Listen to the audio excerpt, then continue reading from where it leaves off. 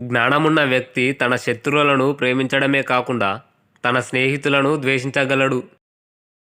ప్రతి లోతైన ఆలోచనపరుడు తప్పుగా అర్థం చేసుకోవడం కంటే అర్థం చేసుకోవడానికే భయపడతాడు.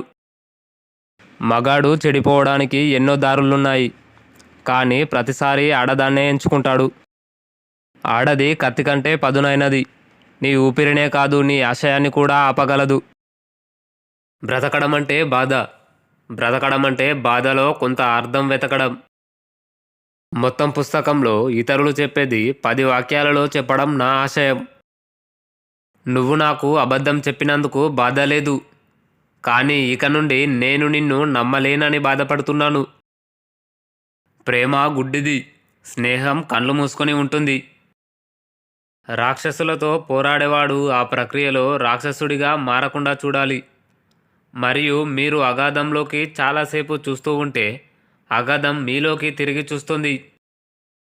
గొప్ప ఆలోచనలు అన్నీ మంచి నడక ద్వారా ఉద్భవించాయి. సాధారణ వ్యక్తుల ప్రవర్తనను ముందుగానే అంచనా వేయడానికి, వారు ఎల్లప్పుడూ వివాదాస్పద పరిస్థితి నుండి తప్పించుకోవడానికి వీలైనంత చిన్న తెలివితేటలతో ప్రయత్నిస్తారని మీరు భావించాలి. మీరు జీవిత ప్రవాహాన్ని ఖచ్చితంగా దాటవలసిన వంతెన ఎవరూ మీకోసం నిర్మించలేరు, మీరే దానిని నిర్మించుకోవాలి. ఎల్లప్పుడూ పూజింపబడాలని కోరుకునే దేవుడిని నేను నమ్మలేను.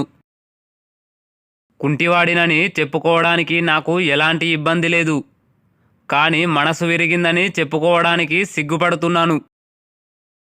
నువ్వు నాకు అబద్ధం చెప్పినందుకు నాకు బాధ లేదు, కానీ ఇక నుండి నేను నిన్ను నమ్మలేనని బాధపడుతున్నాను. ప్రపంచంలో 2 రకాల వ్యక్తులున్నారు: తెలుసుకోవాలనుకునేవారు మరియు విశ్వసించాలనుకునేవారు. వివాహం చేసుకునేటప్పుడు మిమ్మల్ని మీరు ఈ ప్రశ్న వేసుకోండి: మీ వృద్ధాప్యంలో మీరు ఈ వ్యక్తితో బాగా సంభాషించగలరని మీరు నమ్ముతున్నారా? వివాహంలో మిగతావన్నీ తాత్కాలికమే.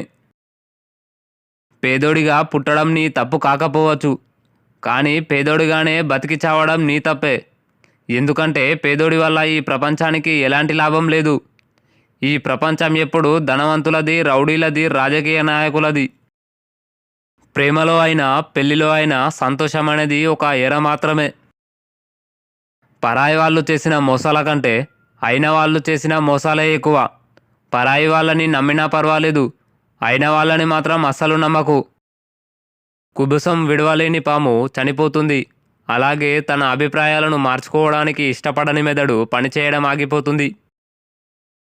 మనసుపై పట్టు ఉండాలి, దాన్ని వదిలేస్తే నీ మెదడుపై నియంత్రణ కోల్పోతావు.